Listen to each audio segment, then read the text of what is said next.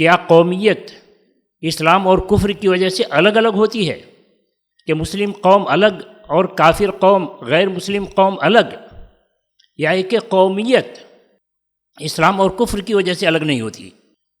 پہلے زمانے میں قومیت زبان اور علاقے کی بنیاد پر ہوا کرتی تھی۔ کیا دلیل؟ کہا اللہ تعالیٰ نے وَمَا أَرْسَلْنَا مِن رَّسُولٍ إِلَّا بِلِسَانِ قَوْمِهِ، ہم نے نہیں بھیجا کوئی رسول مگر اس کی قوم کی زبان میں۔ تو ایک قوم کی زبان ایک ہوا کرتی تھی، مگر اس قومیت کو محمد صلی اللہ علیہ وسلم کی رسالت میں ختم کر دیا گیا کہ اب قومیت زبان اور علاقے کی بنیاد پر نہیں رہے گی۔ کیا دلیل؟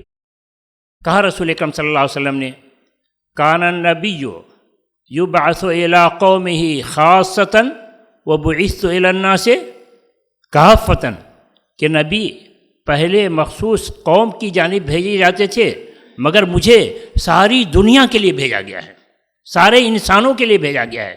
تو اب سارے انسان ایک قوم، سارے انسان ایک قوم، تو مسلم غیر مسلم سب ایک قوم، سارے انسان محمد صلی اللہ علیہ وسلم کی امت۔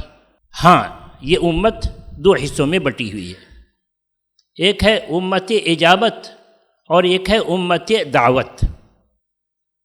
امت اجابت وہ جس نے رسول اکرم صلی اللہ علیہ وسلم کی دعوت کو قبول کیا، اللہ پر ایمان لائے، محمد صلی اللہ علیہ وسلم پر ایمان لائے، قرآن پر ایمان لائے، یہ امت اجابت کہلائے گی۔